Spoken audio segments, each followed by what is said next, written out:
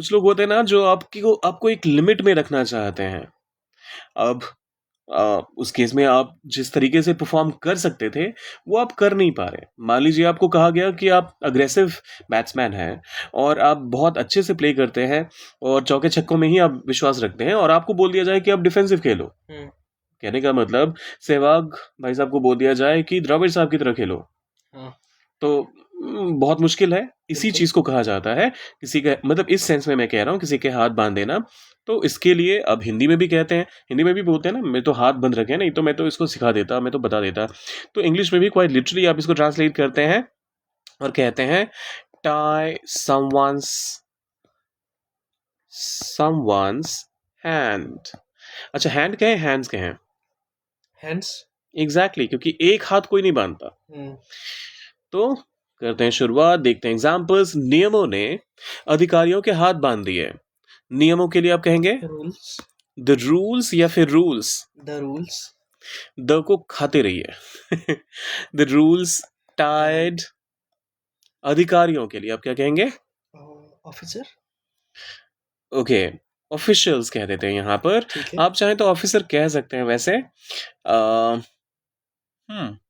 Officers भी चलेगा। So the rules tied the officials या फिर ऑफिसर्स हैंड। अच्छा, यहाँ पर एक ऑफिसर के हाथ बंधे हैं क्या? नहीं, सभी के। सभी के? तो हम पहले ऑफिसर्स कह देते हैं। अधिकारियों के लिए तो पहले हाँ। प्लूरल कहना पड़ेगा ना। बिल्कुल। तो ऑफिसर्स कर दिया। अब यहाँ अपॉस्ट्रोफी कहाँ लगाएं? आर के ऊपर। तो इसका मतलब तो एक अधिकारी का हो गया। अच्छा। देखिए, ये एक बहुत कॉमन एरर है। यहाँ पर आपको कहना चाहिए ऑफिशियल्स और फिर या फिर officers,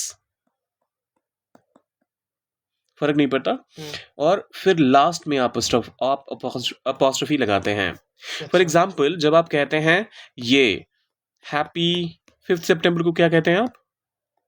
teachers day. Happy teachers day exclamation के साथ या फिर नॉर्मल फुल स्टॉप के साथ, आपकी मर्जी है। तो अगर आप ये कहते हैं तो ये तो ग्रामेटिकली गलत है। अच्छा। अगर आप ये कहते हैं तो किसी एक टीचर के की बात हो रही है। लेकिन टीचर्स डे क्या किसी एक टीचर को डेडिकेटेड है? नहीं, सभी के लिए।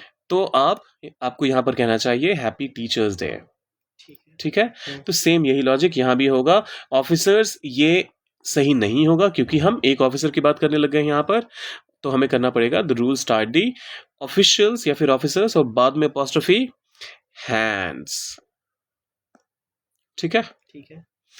The rule tied the officials या फिर ऑफिसर्स हैंड्स।